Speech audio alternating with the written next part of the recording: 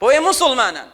و بشزانە تۆ کاتێ عیب و کەم و کوڕی خەڵکی و مسلمانان داپۆشی پاداشەکەت زۆر گەورەی لای ڕەب العالەمین.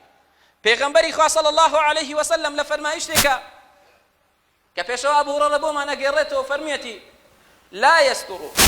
عبد عبدا في الدنيا إلا ستره الله يوم القيامة رواه أحمد ومسلم. أفرمي هر بنديك گناه تاوان عيب كمكري بنديك تر بشارتوا إلا پروردگار لروج قيامته لروج دوائية تاوان كاني كمكري كاني هلو فلكاني دا أبوش لكامل روجا لو روجيك پروردگار لآيات نوي سورة الطارقة أفرمي يوم تبلى السرائر لو روجيك پرده هل أجيري لسر گناه تاوان ونهاني وشارا وكان هرچيكي شتي نهانية پنهانا شاراوية لدنيايا بتنها كردوتا لدنيايا بتنها أنجام الداوى لقيامتا پردي لسر هل أجيري واشكري أكري لو روجدا كلا آدم صلاة وسلام إخوائي لسر بي تاكو تامروب لميداني محشرا وستاوا بانگا كري بولي پیشينوا لي پرسينوا پروردگار لو روجدا گناه كان دا أپوشه كتو لدنيايا كسيكت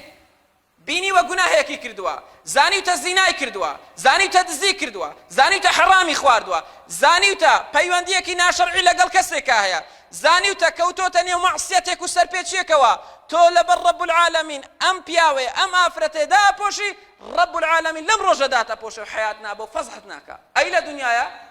لرواياتك يتراهر أبو هريرة بوما نقرته بيغنبري خواه فرمي صلى الله عليه وسلم من ستر مسلما ستره الله في الدنيا والآخرة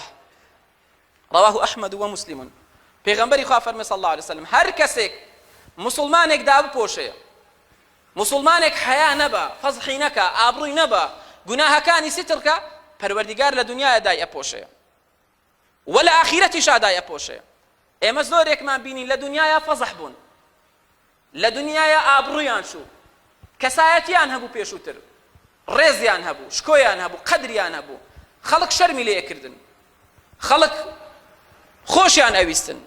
دیار بوون مەشهور بوون بەڵام لە کۆتاییە فەزح بوون ئابڕویان چوو ئابڕوو حەیایان چوو